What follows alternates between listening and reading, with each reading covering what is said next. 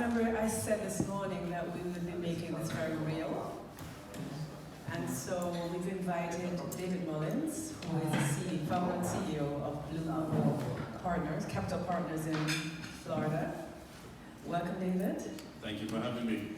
We'll be asking you a few questions, just a few informal things to sort of give the participants here a sense of your experience as an investor in Jamaica and elsewhere, and sort of giving some words of wisdom to the group about investing. So the first question, I just wanted to ask you generally about your experience as being an early stage investor, both here in Jamaica and in the US, and to tell us a bit about the differences. Right, so thanks for having me. I love to support the venture capital program ever since it started. My experience is more informed from being an entrepreneur. I started as a tech entrepreneur with my brother back in 2001, October. We launched our first company when we were at University of Miami Junior MBA program. And that company officially launched a platform February 1st, 2002, RealVibes.net. That became the #1 platform for Caribbean music videos on the web. We had to teach ourselves how to code HTML, edit videos, learn to use Photoshop. Keep in mind, YouTube launched in 2005. So we're doing video on the web 3 years before that. Went on tour with Sean Paul, sponsored Reggae Summerfest. We raised money, mainly in the US. Tried to raise money in Jamaica. We had a very hard time to raise money down here, especially back then when they would ask, how you plan to make money? Doing video on the web. Coming from that, I ended up working with a private equity firm in Orlando, and then eventually worked with a hedge fund. And for the last 2 years, I've worked on my own. And we work with a few startups, some here in Jamaica, some in the US. I've raised money in Jamaica, the US, Barbados, and now Germany as well.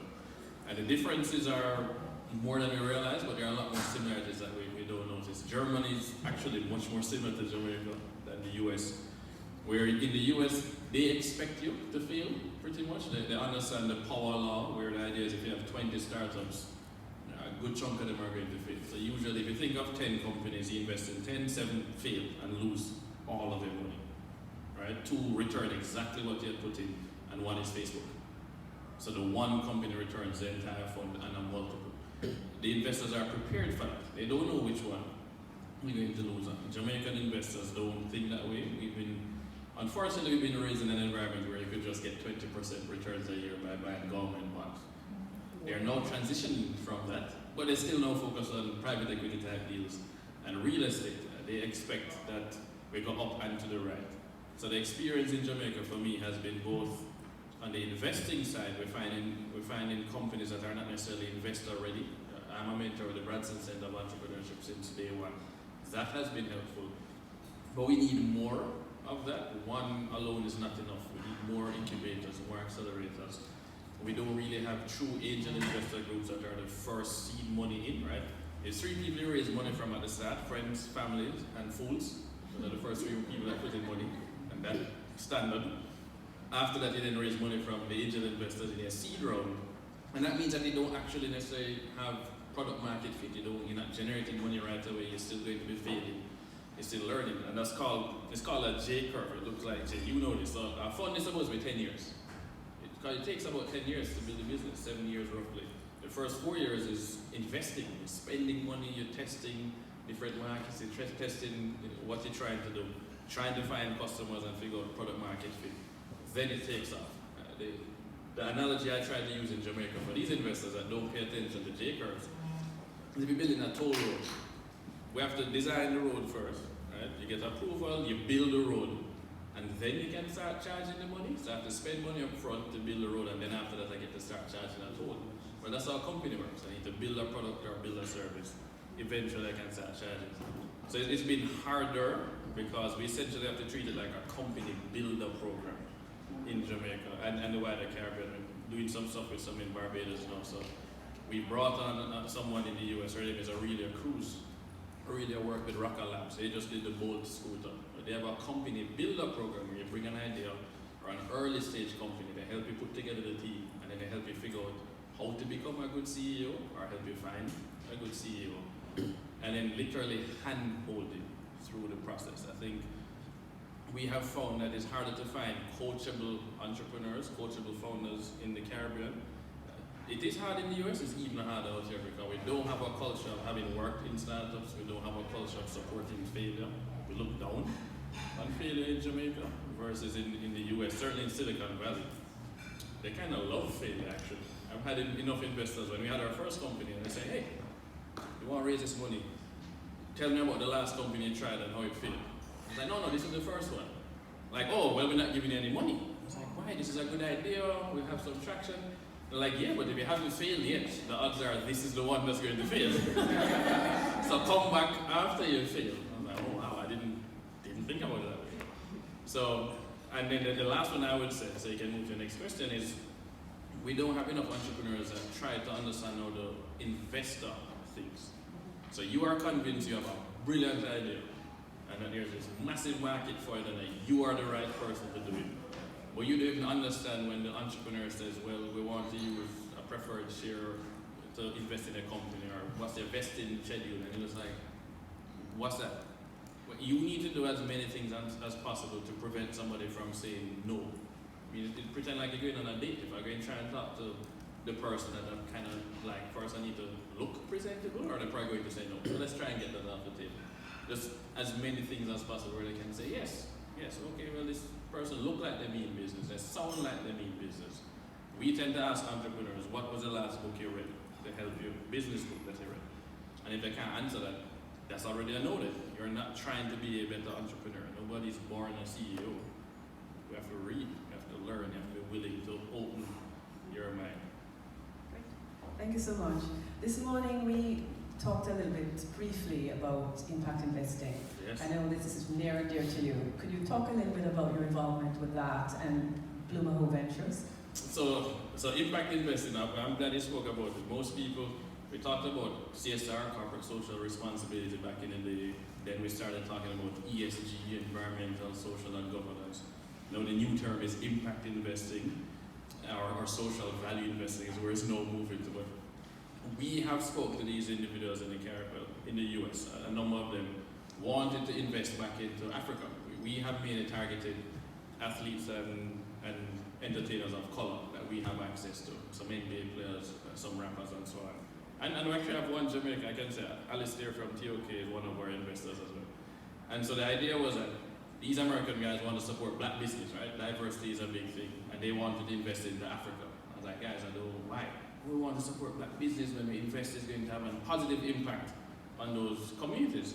I was like, well, why you wouldn't be looking at the Caribbean? If you throw a stone, it's probably a black person you're going to hit, so you should be looking down here. And we're Americanized, we speak English as our first language, we're in the same time zone as you guys on the East Coast, and you've already vacationed down here. You didn't realize that people down there are making money too? How about supporting them? And so that's how we got the first commitments. For me, impact investing means that we're not just trying to make money as always, triple bottom line investing. We have to care about what happens to your customers. I think all investing used to be that way. All companies before the 1960s and 70s actually talked about stakeholders, right? So you wouldn't dump toxic waste in the river because the river goes downstream and kills your employees and your customers. It's common sense. Milton Friedman changed it and said the only goal of a corporation is to make profits for their shareholders. And that has now taken hold in the 80s in America, and that has now permeated the whole world. Gordon Gekko's at Wall Street. We're finally realizing that if you kill your customer, then you won't have new customers. Cigarette companies have finally woken up to that point. I think that we, certainly in the Caribbean, we also realize climate is a big issue. Just had happened to Bahamas. So we are focused on climate resilience. And under climate resilience, which is a funny term, but we're looking at energy. So obviously solar is one. We're looking at energy, conservation and production. We want to look at water. We obviously have a water problem. We don't seem to want the world to know about it, but we have a water problem. Land of wood and water, we know water, exactly. We want to look at access to finance, especially on the MSME side of things. We all know in here that that's a problem. And then also we want to look at the base of the pyramid. So financial inclusion is a big problem that we see unbanked and underbanked. Those are the main areas we're focusing on the impact side. But we also added one that is not usually included is data. We think data analysis. We tend not to first try and get data to quantify a problem, to then go in and fix it. I mean, the first thing you have to do is collect the data, clean it, analyze it, and then we can go and figure out how big the problem is, where the problem is. I mean, you think about crime, which we actually have the data for that, but you can actually tell where are the hotspots for crime in the whole country. And then you can then pinpoint where you need to go in and do stuff. You don't just blanket the whole country with a ZOSO or so, or an SOE. So we think data is going to be critical, and it just so happens that data is the new oil. But we think impact is critical. So it's called the Island Forward Impact Fund that we launched in October 1, and it's a true fund. This is what they call GPLP structure. People commit money, 10 years, and mainly raising money from some wealthy families and the NBA and players that we have access to. Or the principal is this guy, Danny Hughes, white American guy in Palm Beach that works very closely. He's a member of our Family Office Association, and so he's the one that came to us. And we got 14 families in the US to commit to do all their carbon impact investing through us directly. Just one more question related to that. Will you be mobilizing funds from the diaspora in this effort? Yeah. Yes, so the whole Bloomer thing and how it started literally came from the diaspora stuff. So I live in the US now, I'm in Jamaica all the time, but I went to university up there and I ended up joining the Jamaica Diaspora Advisory Board, which everybody asked, what is that? So there was a board that was created over a decade ago that had 3 representatives from the US, 2 from Canada and 2 from the UK, that would advise the Prime Minister and the Minister of Foreign Affairs and Foreign Trade. And that's a 2-year term that we'll serve. They created a future leaders position, somebody under the age of 35, in each country because they want to make sure we passed on knowledge, right? And so I was a future leaders rep for the entire United States. And I sat on the board and we served for 3 years. And so Bruce Golden was Prime Minister at that time. Coming out of that, the Jamaica Stock Exchange asked me to present 5 years ago at their annual conference. David, how do we get money from the Jamaica diaspora? You must go and speak for 45 minutes about it. And I said, all right, well, I was doing a private equity fund that's raising money in Jamaica and Barbados, investing up there. This is the opposite, but I can tell you what you should do. And so I said that there were 5 simple things we needed to accomplish in order for people to actually write that check, because the diaspora, as we know, we send back a lot of money, $2.2 billion a year, 65% of it comes from the US. If we could invest, we would. It's very complicated. If it's this hard for you to open a bank account in Jamaica, imagine not having a Jamaican passport or a TRN to go and open your brokerage account, for example.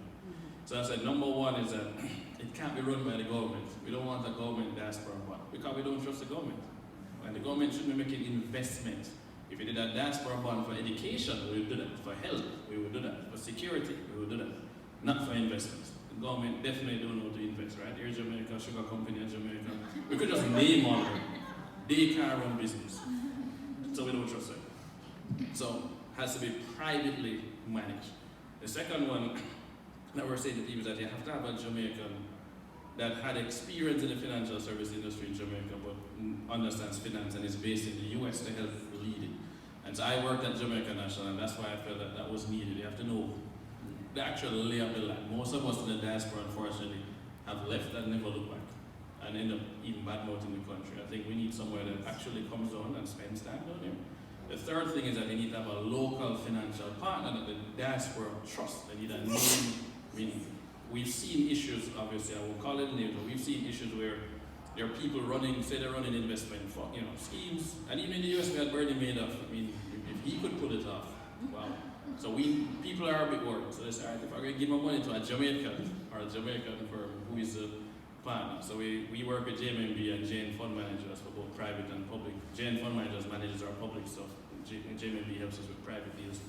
So we think that's a brand that would make sense. Find a brand that they partner with that's strong. The fourth thing that we pointed out to them though is that you need to make sure that you have transparency and governance is critical. I think we talk about it in Jamaica, we don't seem to want to actually have transparency and good governance. And so we felt that was critical for anybody to want to part with their cash. That is risky, it's not a bond, it's not guaranteed returns. As we all understand that it's not a guaranteed return. And so transparency and governance, which means it's not registered in Jamaica, it's registered under US securities law and US company law. Anybody investing in the world invests in Apple and Disney and they're comfortable with that. The Jamaican system is okay, but we know it's going to take too long if we have to go to court. Way too long. The US system is much faster, so it's a US domiciled entity. And the final one though is that if you want to get the majority of the diaspora, it has to be a vehicle that can get non-accredited investors, right? Accredited investors are rich people, high net worth, they can afford to lose it. I can't just walk out on the street and go to every Jamaican at Carnival and say, hey, buy my shares for $10. I will get locked up and fined in the United States. So we have to have it publicly traded or a mutual fund or an ETF. And I didn't plan to launch it. I just did the presentation, and 2 years ago, Chris Williams at Proven asked me when I was at the hedge fund, David, why you never launch that company that they pitched us? I was like, no, I wasn't pitching a company to you guys. I was telling you what you guys need to do. And it was, all of them said, hey, you need to do it. So Joe Matalan was the main one that really pushed me to get started, and that's how Blue Capital came up. Nobody was solving the problem. I decided to try and solve the problem. So we launched our Series A on October 1st, and we will see what happens. Great. Thanks so much. Just going back to something you mentioned earlier, we were talking a little bit about how you started and your impressions, and then you mentioned a few things about the ecosystem. Yes. So I wondered if you would highlight for us where you see the gaps and what needs to happen to make Jamaica a more interesting place for investors, both locally and overseas. So I purposely brought this book for that question. Okay. So this book is called Decoding Silicon Valley. It's written by Michelle Messina and John Bale. Michelle is on our advisory board. We brought her to Jamaica before to present at Caribbean Beta by Ingrid Riley. And it helps to demystify what we all think about Silicon Valley and ecosystems in particular. Michelle sets up incubators and accelerators around the world funded by Google, Microsoft, Apple, and so on. And it literally lists what we have missing. We don't have true early stage investors. We have what I would consider second round, the Series A investors. And so this is the first angels and those guys. We need true seed capital that is not risk averse. They understand the risks that's in there. We don't have enough money being spent on R&D. I mean, yes, we have UA and UTEC, but we don't have the R&D side that actually helps to drum up and support innovation. We have a corporate Jamaica that is, for the most part, not innovative. If you measure it against anywhere in the world, it's not innovative. We're still using pen and paper for far too many things, including signing in at just a security desk, which we could just fix that with an iPad. My pet peeve. Pet peeve, exactly. So NCB HM is a great example of what we could actually be doing. So for me, that is a big part. But a key one that we tend not to forget is two. Number one is that when you look at the majority of who does early stage investing in the United States, it's successful entrepreneurs who work at startups or founded startups, made money, they understand high growth companies, and then they put money back into the system, they pay it forward. We don't really have a generation of success. We actually lost our entire middle class during the financial crisis. Well, so we lost an entire generation that is now afraid. Their kids are afraid of business. Oh, look what happened to mom and dad when they tried to be an entrepreneur. So we need to help to shift that mindset on the local side. And then we also need corporate Jamaica to acquire these companies, whether it's acqui-hire or through acquisition. When you look at Google, Facebook, Apple, they bought like 17 companies this year already. And that's just this year. Please tell me how many companies in Jamaica, early stage companies, have been acquired by one corporate titan here in Jamaica. We don't do that. So there's no exit other than an IPO. But it can't only be IPOs where you exit. That's actually very few companies will ever IPO. So we need another exit.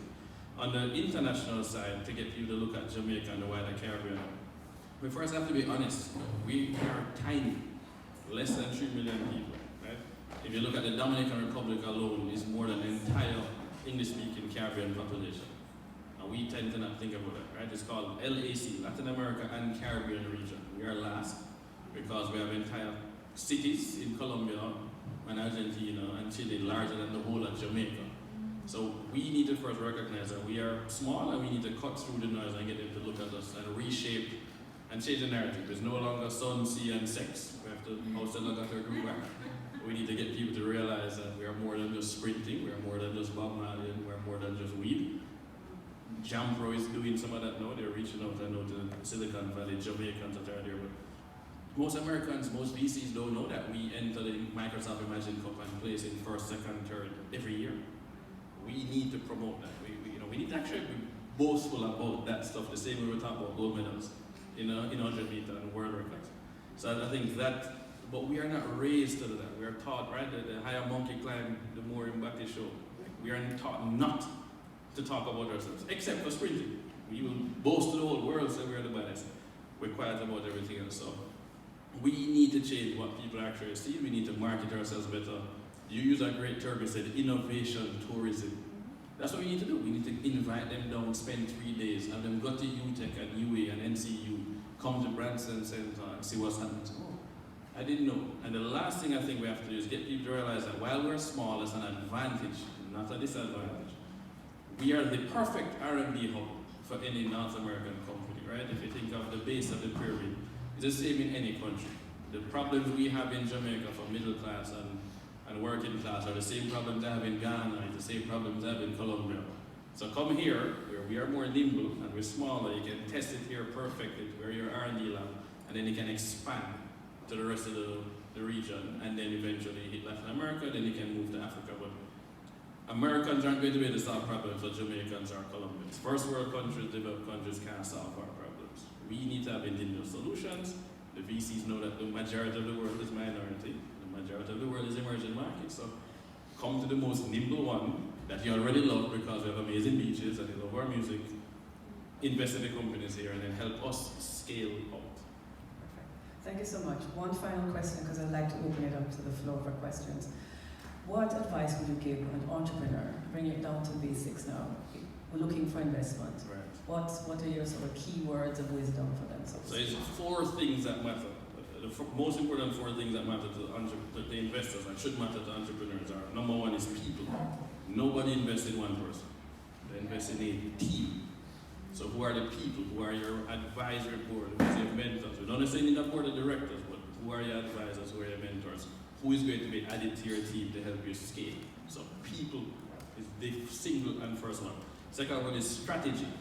What is your strategy to get into the market, to acquire customers, to scale the company, to use the money?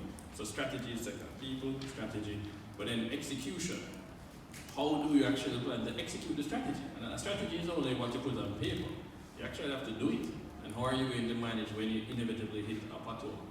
Or you hit a wall sometimes, right? So strategy is the third one. And the last one is cash. Like you actually need to get cash. People want to see you. You might not be earning cash just yet, but I need to see a plan of how you earn cash, how you're going to burn that cash, you're spending the money, and how you're going to use that cash to execute your strategy with the people that you have or the people you're going to need to get. I think those are 4 important things. I've seen too many people, I've met some entrepreneurs that I've worked with in the US that said, oh, I didn't get money because I'm black, but this company got money for the exact same product. I was like, great, you're a solo founder, and they had 4 people, and one of them is ex-Google, and one is ex-Apple. Like, where's your team? Why did you not give up some equity and put together a founding team that would look like that? If you don't do what they do, you can't expect to get what they get. You know, I played football for Ramona here in Jamaica, so I remind everybody that if you want to make the team, I had to go and train every single day. Even when I never wanted to show up for football, I had to show up for football. But that means I had to be willing to be coached. It means I'd actually get a coach. Right now I have a CEO coach. That purple, he took a company public and I'm planning to take one public. So he's coaching me on what I need to do to take a company public and run a public company. I'm not going to pretend I know everything and I can't just read a book. So you have to be willing to be coachable. You have to be willing to put in the work, right? Diligent practices. I did swimming here in Jamaica and my coach always used to say, practice does not make perfect. So that's wrong. If you practice the wrong thing, you'll perfect the wrong thing. So diligent practice is important. Practice the right thing. I don't think enough of us want to figure out what the right thing is. And so we need to make sure that we're practicing the right thing, that you're coachable, and that you have an open mindset, a growth mindset. And then the last thing for me is that we need to spend more time finding, I call them tribes. You need to find a support system. Entrepreneurship is very, very, very lonely.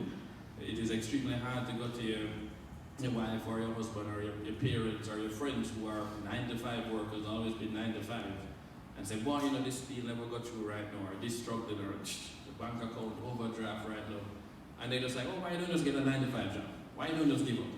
That's not going to help. You need someone that's going to be uplifting you and say, no man, you can push through this, let me help you. So I have a support group that I make sure I talk to at least once a month. We hold each other accountable. I have 5 entrepreneurs now in Jamaica that do 1 monthly calls with me for 1 hour to check in and just help them deal with their headaches. I mean, we even talk about marriage issues. Like we talk about everything. Or when I'm a parent, I have 3 children. I can talk about the children part and being away and the struggles and what we can do. So the support system part, I think, is critical. Find people that can bring positive energy in your life and learn to say no. We tend to feel like, oh, money, we need to pay bills. So we say yes to so many things for the business, and it actually spread yourself thin and spread your resources thin, and then investors think you're not focused, and then you don't get any money for sure. Thanks so much. I'm going to open up now for questions. Anyone? Questions, please. Somebody break the ice, and then everybody will start asking. Perfect, Sharon. Sharon doesn't need a mic. That's true. Yeah, that's true. You don't need to know. Well, first, I'd like to thank you for coming here and sharing with us, because not only are you an investor, but you are a serial entrepreneur, and so you understand the other side of the shoe, which puts you in a very good position to give advice and to invest in the right deals. All right, so I wish you and your companies every success. Thank you. We have a few entrepreneurial centers which focus on women in particular and persons living with disability. And I'm touting my own actually at the University of the West Indies Mona Entrepreneurial and Commercialization Center, Yes. which I believe would benefit very greatly from your kind of input, especially given that you have an interest in impact ventures and also in being inclusionary. You just said that you practice to say no. Oh, so yeah, but Sam already said yes to UA to actually help with that program. So we will be in touch. I have said yes to everything related to UA. I grew up in Oak Pass, as my dad was a lecturer at UA for almost 30 years. I worked at UA, so that is something. But when you bring up inclusion, I like that you bring up the woman side and then you bring up the disability side, because my sister went to Mona Rehab. She was able-bodied, but Mona Rehab is a school that mixes able-bodied and disabled kids. So I spent 6 years going to this place and realizing that just because you kind of say walk properly doesn't mean that your brain isn't functioning. Sometimes it's even functioning at a higher level. I mean, you could hire those people to work in a BPO center or scale up. They can do it. They could code. I mean, there's stuff that they can do. So I think we need to, unfortunately, especially in developing countries where we don't have the resources to even build proper sidewalks so somebody can use a wheelchair, or we have elevators. We might not have elevators, there's stairs to get in the government office. We have a stigma with disability, so that has to change. I like what Deaf Can Coffee has been doing. I think that's a great example of something we should be doing. On the women's side, as a man, I always get upset when I talk to other men. Obviously, we get to be in rooms that most women don't get to be as a man. Even if I'm a person of color, just stuff happening, golf course, all these things. And I keep saying to them that women make roughly 70% of all the financial decisions in the household. Let's start with that. Women make, she said only 70. At least 70% of the financial decisions in the household are made by women. And we men don't seem to remember that, and we don't want to target and design for them. Women are at least 50% of the population. We don't design products for them or services with them in mind. To me, that's crazy. I think if women were finally given a chance to shape the world, it would be very different. I think we'd have less wars, it would be a more inclusive world. So let us give them a shot, and let us support them. But it's not enough to just give you money. It's not enough to just mentor you. A good friend of mine runs this thing called Caribou. That's her startup in Miami. Just raised $2+ million partnership with Toyota. And so what Max says, Maxime, is you need sponsors. And just as somebody else said it, but women need sponsors, not just mentors. So there's a friend of mine, I won't call her name since it's on video. Jamaican, working on a tech project. I was working for Hillary Clinton's campaign, and I set up the office. We set up an office in Little Haiti, Liberty City. I was in charge of Caribbean American outreach. And so I was based in Wynwood, and I remember when she was visiting, and she came, I'm on her board, giving an update, here's what I'm doing. I said, great, who's your first client? Oh, I want a university to sign on. I said, oh, well, there's a Jamaican in charge of career placement at University of Miami's business school. I'm going to introduce you to her. And she's like, okay, good, I'd love to go meet her. And I say, you know what? It's only 3 o'clock, she probably still at work. Let's drive down to University of Miami right now, and I'll sit with you. And so I tell the team, hey, I have to leave for 2 hours. What's the office do you need to do? put her in the car, we drove to University of Miami, walked into the business school, alumni. Hi Auntie Sonia, here's so and so, let's talk about it. 1 hour meeting, it went great. They ended up wanting to do a contract, we need to come in and do a pitch. My friend asked me to come back to the meeting and sit in the meeting with them and a former IBM exec. And I made the time to be in the meeting and sit there and help answer some questions. So it's no longer just, oh, here's a sicker startup, here's a woman. It's like, it matters to just have, and we men must realize that we have to sit in the room with you, with the other men. Because I've seen it, unfortunately, where some of the men, they look at the women as meat, to be honest. While they're looking, you trying to pitch your business and then busy staring at your breasts. Or that's what they're going to talk about later. Yeah. Unfortunately, we've been socialized. We need to change that. When a man is sitting in the room with you, guess what? They're not going to make those comments. They're not going to talk to you that way. And then if they ever talk about you that way afterwards, the guy should be stepping up and saying, oh, don't do that again. I think we need to do that. We need to own that more, and we need to actually do that. But yeah, I think women are definitely the future. You're round of applause for that.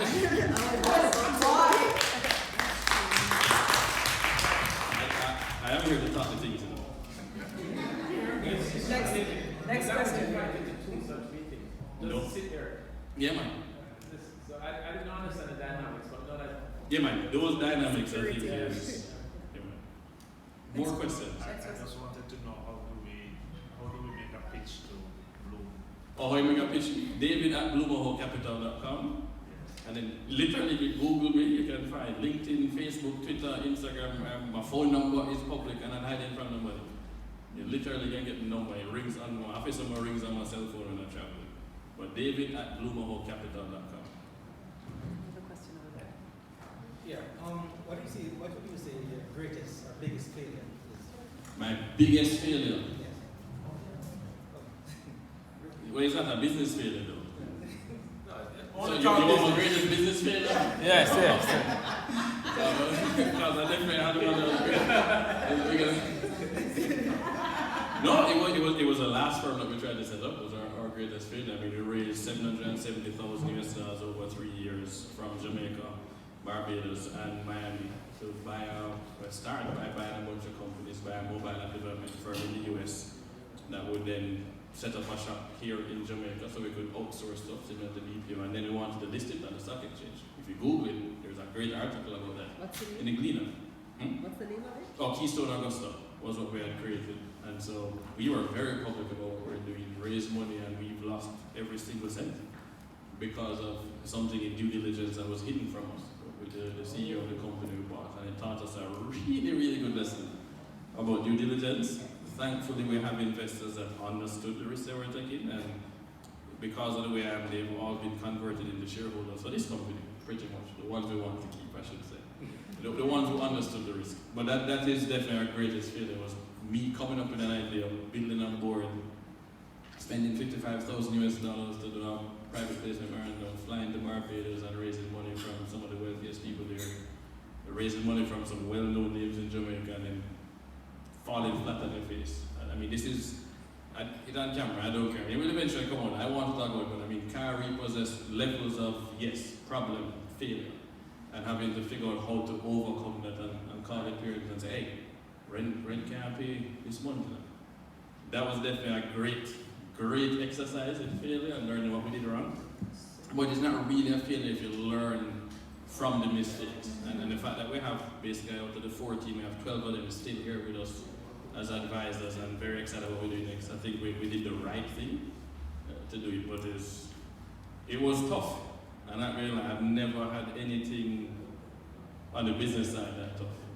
And that was in the due diligence, right? Yeah, so no, we bought it, and then we ended up being threatened with a lawsuit within 6 months of it being bought, and it showed up in the newspaper. And basically, so we buy the company, the CEO is there, and we get a letter that says, hey, we want to arbitration, we might sue you, know that you're the private equity firm that's bought it. We are a past client, we spent like $100,000 US, and they've never delivered the app, and we haven't gotten a refund. So we want our money back plus damages. Like, your name didn't show up in due diligence on the past clients list. It turns out the CEO was deleting all the emails that were sent and received. And so we had my brother, who's an IT guy, Robert, had to go in and literally search a server. We had to go to the server records to find the old emails that he deleted. So we never know that. and that blows up in our face. Which, and then the joke is though, I didn't want to buy the company. I designed a framework for the investment, so if it was 4 times smaller than was within our framework. And as a CEO though, I gave the board the power to decide what we'd invest in, even though I was the largest shareholder. And I didn't fire my board, I should say. So it was 5 of us, 2 voted to do the deal. Well, 3 voted to do the deal, 2 didn't. I voted not to do it along with the only other person with private equity experience. So it was a great lesson about giving away too much power and straying away from your framework. Like if this is your framework for doing something, you need to be very disciplined and stick to your framework. And I was afraid at the time, oh, it's my business, I don't want to resign as CEO and not do the deal. This is basically my business was me. I thought, I was public, this is my Berkshire Hathaway, this is my Facebook, this is my baby. And so I have to go along as a CEO. That is now a lesson I've learned. I will never define my worth based on the company. I am separate from the business can fail, it can succeed, it can be mediocre, but I should be willing to walk away if it's not following my personal values or the values the company has set up. So we're very strict this time about following the framework. So we'd rather say no. If I don't believe in it, if it don't fit the framework, I'm sorry, I don't care. We had a bad experience, I will never have that happen again. And the problem is that I voted against doing the deal, knowing it was a bad deal.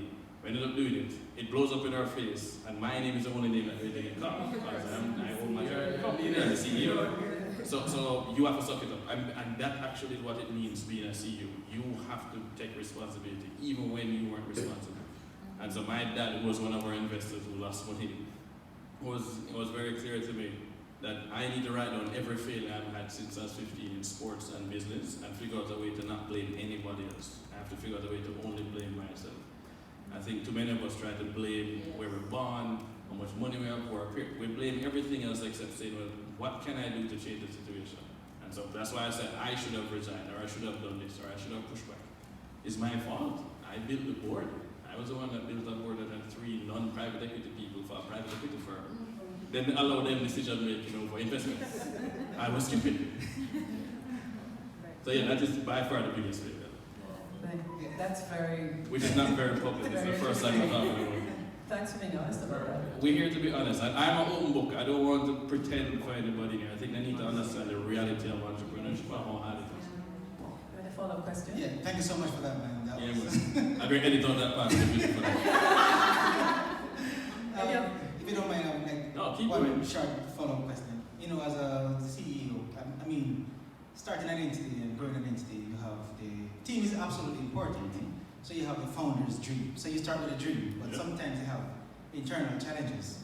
Can you speak of? Sometimes? I don't know if you can share 1 or 2 experiences and. Yeah, man. Oh, jeez, yes. No names will be called, but so I talk about the hero's journey. Anybody in here has ever heard that term? You did a literature class? The hero's journey, right? So if you just think Lord of the Rings or Star Wars, you have to.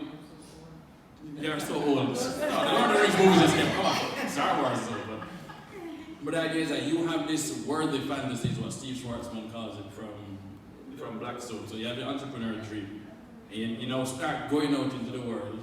You have to get a team. You build a fellowship, right? And you go on an adventure now. Entrepreneurship is an adventure. You build this team. Not everybody is going to stick with your team. You're going to lose some people.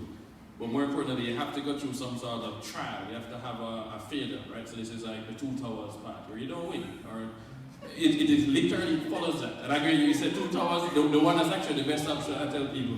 So we have Star Wars, you have A New Hope. Well, what happens next? Good guys win in the first one, and the second one, the good guys don't win. That is the middle part of your journey as an entrepreneur.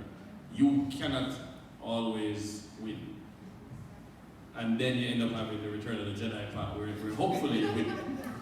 Half the time, I'm surprised, 70% of the time, we actually don't have a good outcome.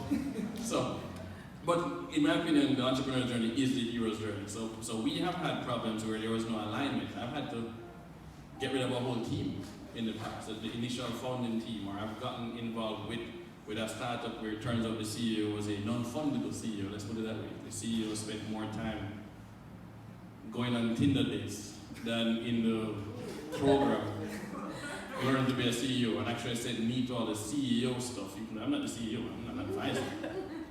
And they would just focus on the code. Like you are the CEO, I am not your CEO, and I don't intend to become your CEO, and you don't want me to be a CEO anyway. So that has been really fascinating to see from the inside. And I think start early and say, here's the mission of the company, here's the vision, here's the values of the company. So we have a culture book that we're going to actually put up for people to download and understand. Here's what Blue Momo is about, here's what we're trying to do, here's our target customer. If you don't agree with any of this stuff, don't join. There should be no ifs, ands, or buts about what this company is doing, who we're trying to do it for, and why we're trying to do it. Get in alignment. We've done the same problem with investors. I call it firing investors. We're just saying, no, I can give you back your money and just say leave. I can't deal with you no more. The same way you can fire customers, you can actually fire investors. Just say, no, I won't buy you out. You're toxic, you're not helping me. You think everything is going to go perfect. You don't allow me to iterate and experiment and test. You're not a good fit as an early stage investor. Wait till we go public, then you can buy the shares. Just leave. They don't take kindly to that in most cases, but you have to protect your energy because it will be an anchor that just drag it out. And sometimes it takes something major for that to happen. So in my case, I was hospitalized in February. I was rushed to hospital, had to do a life-saving surgery, and having 10 days in hospital allowed me to think very clearly about positive energy, negative energy, who is causing problems. And my dad, who is a doctor, sat down with me for 3 hours and said, first he wanted to restructure my life. My dad, we're going to reshape everything. Let's go through this deal working and was supposed to be 18 months, now it's 12 months. Why? And I tell him, my name say, no, that's back to 18 months. This deal is supposed to be 12 months, is now 6 months. Why? And I explain as I know, that's too quick. That's back to 12 months. This deal has been giving us a headache, and this person is horrible, it's toxic, you don't even like to reply to their text messages. That deal is off the table. And he's like, in fact, we're not going to reshape your life. We're going to rebuild and clean off everything and decide who you want to have in your life, what projects you want to have in the business. Start from scratch, clean. So what I said to people now is that if you don't make the hard decisions, the universe will make them for you. So it's better you disrupt your life first. But when you face that kind of clarity, it's just like, oh, yeah man, I need to get rid of this thing. You shouldn't wait until that happens. But the alignment, critical. And people actually appreciate when you're honest though, when you tell them, say, I just leave tomorrow. You sit down and say, no, so here's the role and here's the responsibilities we need for you to fit. Here's the attitude that we need, and we need an A player. Are you willing to be an A player? And here's what A player means, right? As I said, I play football. My friends hate when I go to play football on a Saturday in Orlando because first thing they said to me is 7 aside, David, remember, these guys have not played at your level, so don't shout at them. They can't play, their football IQ is much lower. So what we started doing is just bringing our own team. And my team has played higher than me. One of them played in Europe, 2 of them played for Jamaica, was a captain for Jamaica's under 21 team. I mean, we come out with a team, and we don't want to leave that field. 2 goals and out now. In high school, I used to love picking people who weren't the best players because I didn't like seeing people get left back. So we'd pick you and we'd help, and we'll get better. When it comes to business and people money at risk though, I can't do that. Like, we don't have time to that. Later in life, when the business is bigger, we can do that. But right now, I need somewhere that I don't have to look over their shoulder. I don't have to explain that when you get there, you must cross the ball. Like, hello, it's a team. You don't have a score. You don't have to dribble. You can't dribble through the whole field. You have to pass to somebody. And I have to remember that I have to pass to somebody. So, and I would say the attitude I like, especially on the founder side, the CEO, you have to be willing to take shots.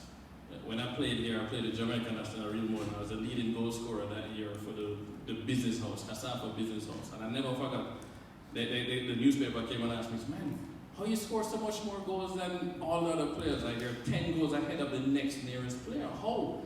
And I was like, I just took more shots than everybody else.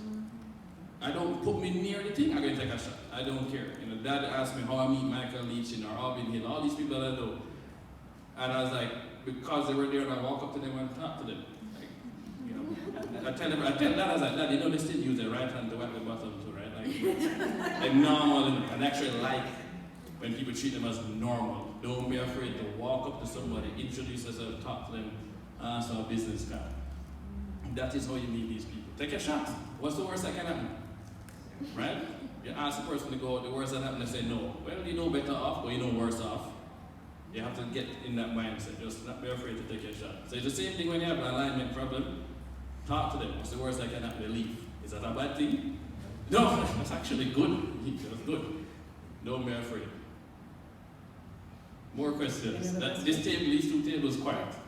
They've been quiet all morning. Yeah, don't let me pick on somebody, you know. No, except for the gentleman. So, Sharon, you need to talk to that team. I just have one. Gender balance. Alright, we have a question here. Just Let's- follow the failure, which is Yeah. really is an inverted kind of learning.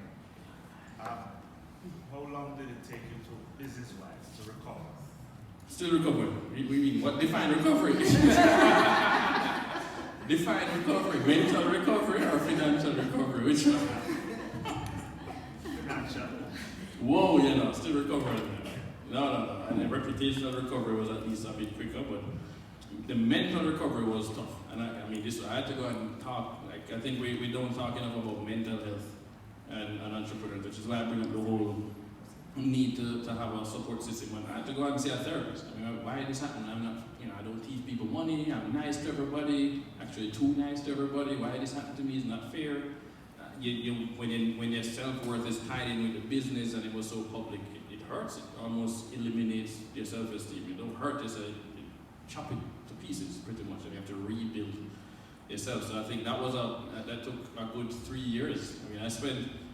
There's an article, I'm definitely going to edit this out of the video, but I've been very open with you guys. So mom is a nurse, right? And there was an article that came out in The Economist, they have a magazine they published called, I think it's 1838 magazine. And the cover story was about young men playing video games and dropping out of the workforce. So if you Google it right now, you would see David Mullings, Economist, used the article show.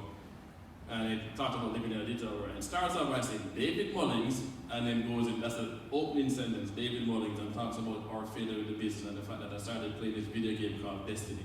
I play a lot of Xbox, I'm a Halo guy, I play in tournaments. And so I spent a good year and a half. I joined a group called Dads of Destiny, 14,000 of us dads. Some of them had come back from the war, Iraq war and Afghanistan and so on. And I played video games for the most part. For a good 8 months, I didn't work. That's the therapy. The therapy was literally talking with a bunch of guys, and I'm not going to the bar and drinking alcohol. It was going to the Xbox after my wife and kids went to bed at 8 p.m., 9 p.m., and I would play until 4 or 5 in the morning, go to sleep, wake up, kids gone off to school, and then I have the house to myself to go and play through the day. Became really good, put it up on Twitch, I entered a tournament and won a global tournament as a dad.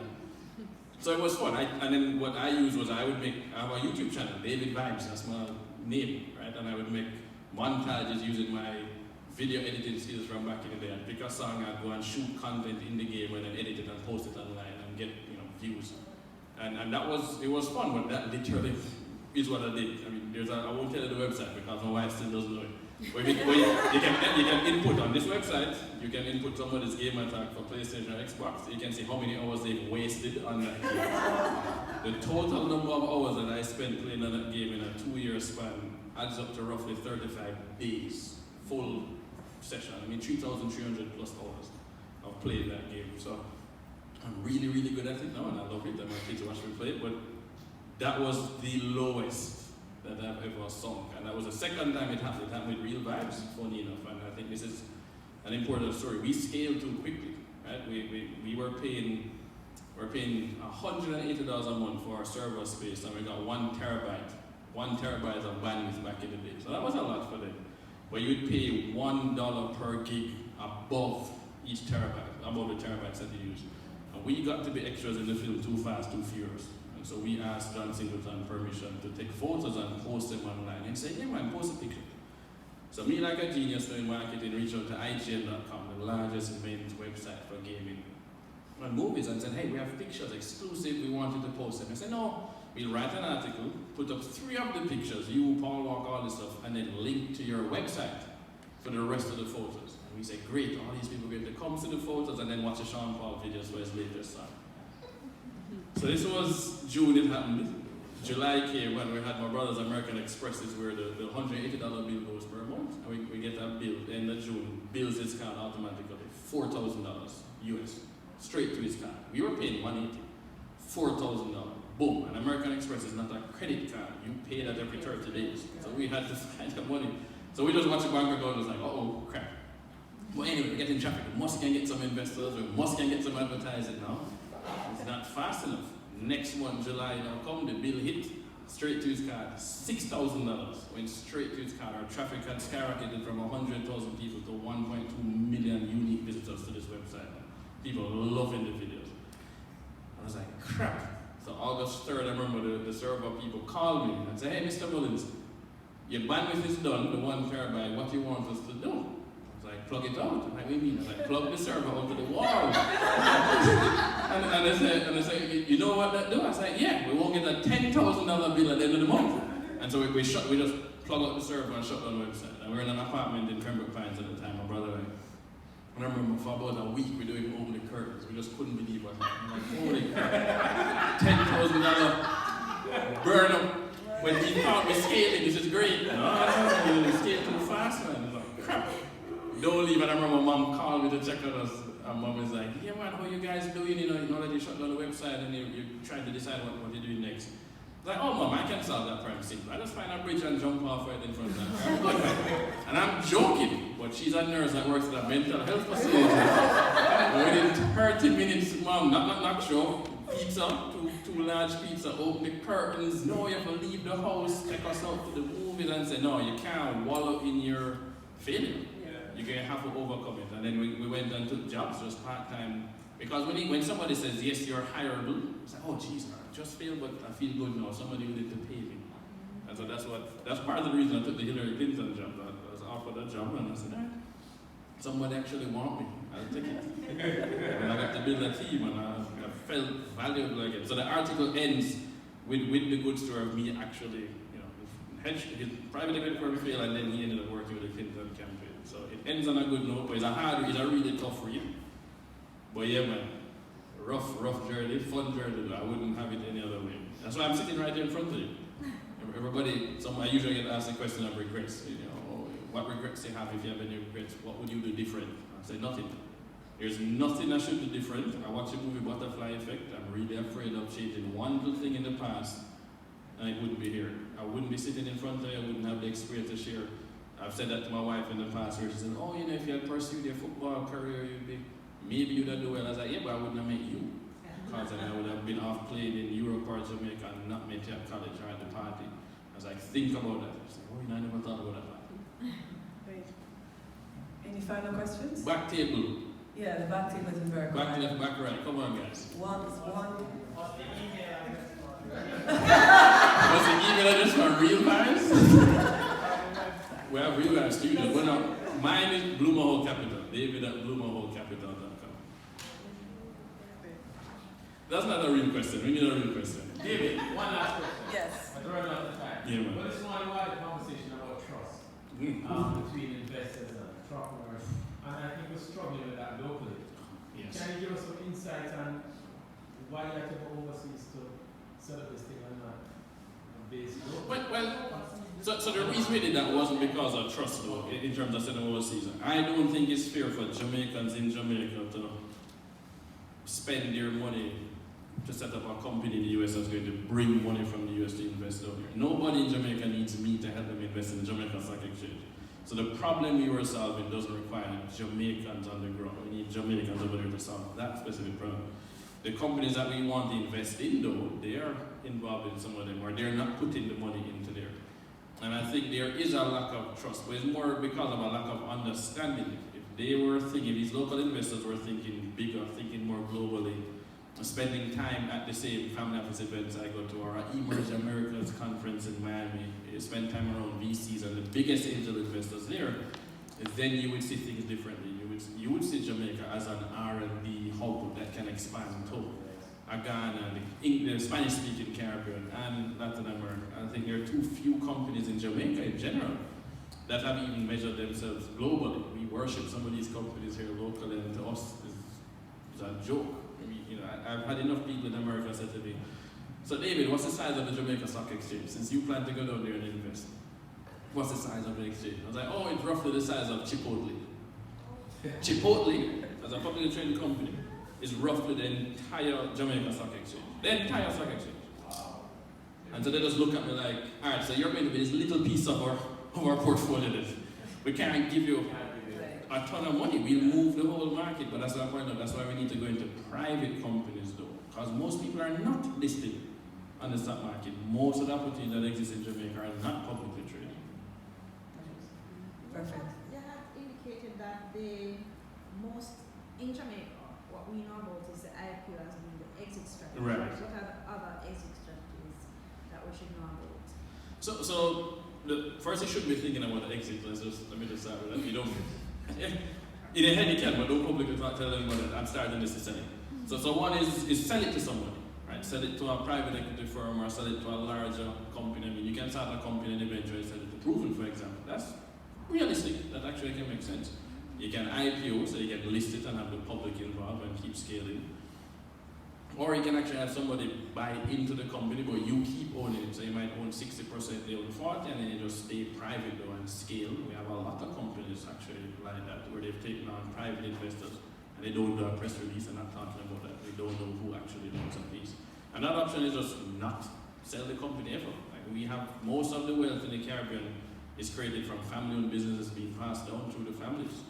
What's wrong with generational wealth? I think too many of us keep thinking about exit and selling instead of saying, well, I want to build something that my family is going to inherit. My children might not want to run the business and they don't want to force them to, but they can hire professional management to then take it on. And one of the ones I like as an example is called Driscoll Strawberries. I got to meet with her. She was a speaker at my family office conference I attended in Cayman. And this is 5th generation of wealth. Like great-grandfather started it. They still own it. They brought 2 other families in as investors to scale it. And then they hired a professional CEO and let him hire his professional management team. The family sits on the board. I think that's the smartest way. If you're like Warren Buffett, you're thinking generation, not 10 years. You're thinking, 100 years, is this business still in the family and still growing? I think if you think that way, you run the business completely differently. You think very different about who comes into it. So I'm a generational wealth guy. Well, thank you so much, David, for your frankness and for a thoroughly enjoyable presentation. I think we've learned a lot here. I speak for everyone, I think.